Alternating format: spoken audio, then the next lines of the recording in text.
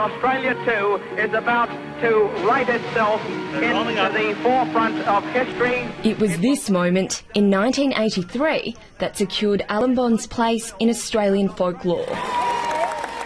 At the age of 45, Bond was already a self-made millionaire, a former Australian of the Year, and now a national hero. Born in England in 1938, Bond's determination and tendency to take risks were clear from an early age. I was always intended to be the forerunner in anything that was going on.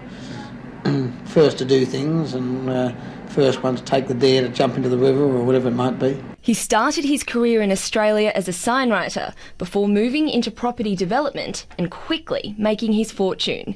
In 1987, a meeting at Sydney's Wentworth Hotel with Channel 9 boss Kerry Packer emptied his pocket but expanded his empire. Kerry thumped the table and said, "Listen, if you can pay me $1 billion, I'll sell them to you, otherwise bugger off." By the late 1980s, Alan Bond was at the height of his wealth and power.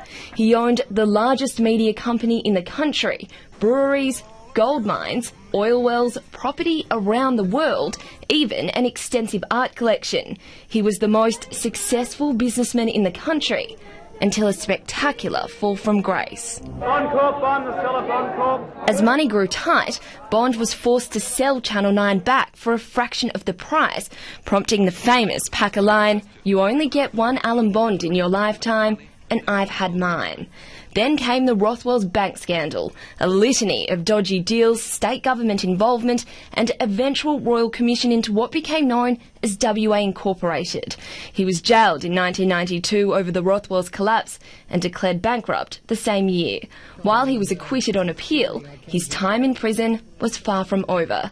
After buying an impressionist masterpiece, Manet's La Promenade, in 1996, then selling it at a huge profit, he was found guilty of abusing his position at a public company and sent to jail again.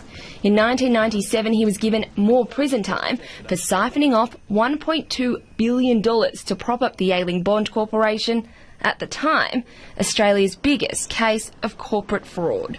I found that in prison that I had more time to read the Bible.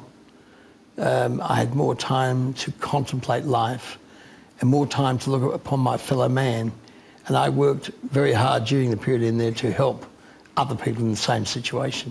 His second wife, theatre producer Diana Bliss, was a constant by his side after the pair married in 1995. Behind the public appearances was a private battle with depression.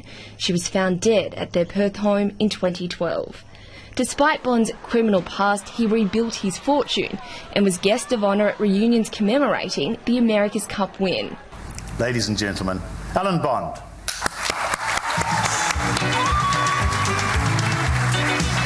But his checkered past was never quite forgotten. Can you be a corporate criminal and a national hero? It seems to be so, doesn't it? A colourful character to the end. Stephanie Dalzell, ABC News.